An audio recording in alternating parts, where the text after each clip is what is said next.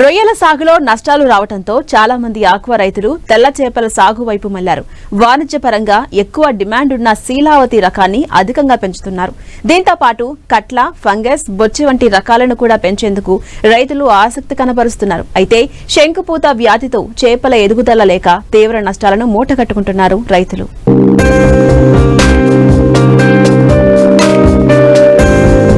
ఆంధ్రప్రదేశ్లో రొయ్యల కల్చర్ తరువాత మంచినీటి చేపల పెంపకం కొనసాగుతోంది. మంచినీటి చేపల పెంపకానికి ఉభయ గోదావరి జిల్లాలు కేంద్ర బిందువుగా నిలుస్తాయి. అందువల్ల మంచినీటి చేపల పెంపకం ఈ ప్రాంత రైతులకు వరంగా మారింది.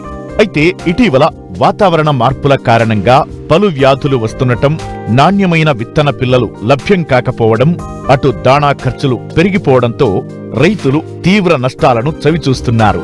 ముఖ్యంగా పశ్చిమ గోదావరి జిల్లా ఉప్పుటేరు గ్రామంలో తెల్ల చేపలకు శంకుపూత వ్యాధి సోకి ఎదుగుదల లోపించడంతో రైతులు ఆవేదన వ్యక్తం చేస్తున్నారు. లక్షలాది రూపాయల వ్యయంతో చెరువుల్లో మందులు చల్లుతున్నా ప్రయోజనం లేకుండా పోయిందని వాపోతున్నారు. మాది 4 ఎకరాల చెరువు అండి, చేపల చెరువు. 4 ఎకరాల చేపల చెరువు మేము ఏప్రిల్ సీడ్ వేసాం. దానికి శంకుపూత వచ్చిందండి. శంకుపూతకు వస్తే దానికి మందులు కొట్టాం. మందులు కొట్టినా కూడా ఇబ్బంది అయిపోయింది. చేపలు చనిపోతుంది. చాలా బాధపడిపోతున్నాము. మేత 1000 రూపాయలు మేత అయిపోతుంది రోజుకి వచ్చి. మేము మేపలేకపోతున్నామండి. ఏ మందు కొట్టినా తగ్గట్లేదండి. 2 సంవత్సరాలు అయిపోయిందండి మాకు. ఈ దీన్నే మేపాలో ఏమి చేయాలి తెలియలేదండి. చిన్నది అయిపోయిందండి, చిన్న చేప. మాకు ఇటు రైతులకు అమ్మాలో ఇటు మేము పెంచాలో తెలియట్లేదు. చాలా బాధల్లో ఉన్నాము. 7-8 లక్షలు పెట్టుబడి అయిపోయిందండి. ఎకరానికి 2 లక్షల కాండి 3 లక్షల దాకా అయిపోద్దండి. ఎకరానికి 50,000 వేస్తామండి. శీలవతి వేసామండి మేము. ఈ శంకుపూత అన్న జబ్బు వల్ల ఎదగట్లేదండి. దానికి మందులు అయ్యి కొడటం వల్ల దానివల్ల జిగట అన్నదే శంకుల్లో పట్టేసి దానివల్ల ఎదగటం ఎదుగుదల ఆగిపోయి మందుల పవర్ కూడా ఎక్కువైపోయి ప్రతి ఏ మందు తెచ్చి కొట్టినా కూడా ఇబ్బంది అయిపోయి ఏ తగ్గట్లేదండి ఏ మందు కూడా. చేపలకు పేను, శంకుపూత వ్యాధితో చేపల ఎదుగుదల నిలిచింది. మేతల వ్యయం పెరిగింది. పెట్టుబడులు రాక నష్టాలు వచ్చే పరిస్థితి నెలకొంది.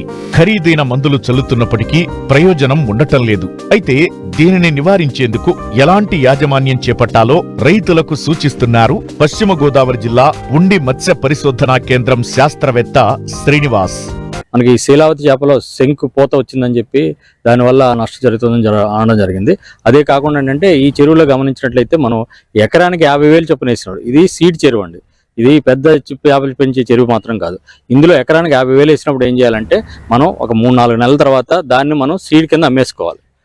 ఇది అలాగైతేనే మనకి అది ప్రాఫిట్ వస్తుంది. కానీ దాన్ని మనం కేజీ వరకు అమ్ముకుందాం అంటే మాత్రం కుదరదు. మనం ఎప్పుడైతే దాన్ని కేజీకి అమ్ముకోవాలనుకుంటే దాన్ని ఫింగర్లింగ్ సైజులో అంటే 10 గ్రాములు ఆ పైబడిన సైజు ఏదైనా సరే ఒక 50 గ్రాముల సైజు అయినా సరే తీసుకుని మనం 3,000 వరకు ఎకరానికి వేసుకుని దాన్ని 8 నుంచి 10 నెలలు పెంచినట్లయితే మనం కేజీ వరకు పెంచవచ్చు. అందుకు ఇటువంటి చిన్న చిన్న చెరువులు ఉన్నప్పుడు ఈ సీడ్ చెరువుల్లో మనం ఎకరానికి 50,000 లక్ష వేసుకున్నప్పుడు వాటిని మనం సీడ్ కింద అంటే ఏంటంటే ఫింగర్లింగ్ మనకు 10 గ్రాములు లేదా 50 గ్రాములు అంతకంటే పెరగవు. ఆ పెరిగిన తర్వాత మనం ఏంటంటే వాటికి మిగతా రైతులందరికీ కూడా మనకి పాత పిల్ల కింద మనం అమ్ముకోవచ్చు అనమాట. ఈ విధంగా అమ్మితేనే ప్రాఫిట్ వస్తుంది. తర్వాత ఏంటంటే ఈ శంకుపూత అనేది ముఖ్యంగా ఏంటంటే మన శీతాకాలంలో వచ్చేది అనమాట. మన శంకుల్లో చూసినట్టే తెల్లని తిత్తులు వంటిది ఉంటుంది.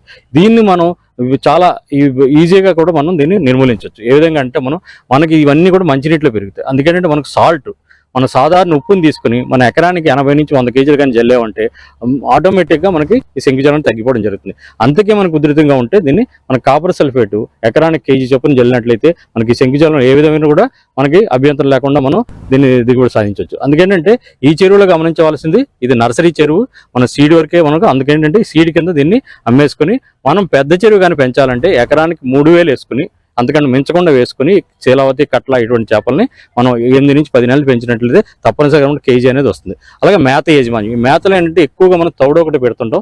ఈ తౌడే కాకుండా అందులో చెక్క కలిపి మనకేంటంటే మామూలుగా అయితే మనం 1:1 రేషియోలో 1:1 ఒక శాతం మనం తౌడైతే ఇంకో శాతం చెక్క కలపాల్సి వస్తుంది. అదే కొద్దిగా పెద్ద సైజ్ అయ్యేసరికి ఒక 100 కేజీలు తౌడుకి ఒక 30 నుంచి 40 కేజీలు ఈ చెక్క కానీ కలిపినట్లయితే మనకి దిగుబడి అనేది బాగా పెరిగి బాగా రావడం జరుగుతుంది. అందుకే ఈ యాజమాన్యాలు పాటించాలి. వీటితో పాటు మనకి శీతాకాలం ఇది వచ్చినప్పుడు మన చెరువులో మనకి ప్లాంక్టాన్ కానీ లేకపోయినట్లయితే మాత్రం మనకి మేతలో ఈ తౌడు చెక్కే కాకుండా మనం మినరల్ మిక్సర్ అనేదాన్ని ఇంచుమించు 1% అంటే 100 కేజీల మేతకి 1 కేజీ చొప్పున కానీ మనం కలిపినట్లయితే చాలా వరకు బలవర్ధకంగా పెరిగి మనకి తొందరగా దిగుబడి రావడం జరుగుతుంది.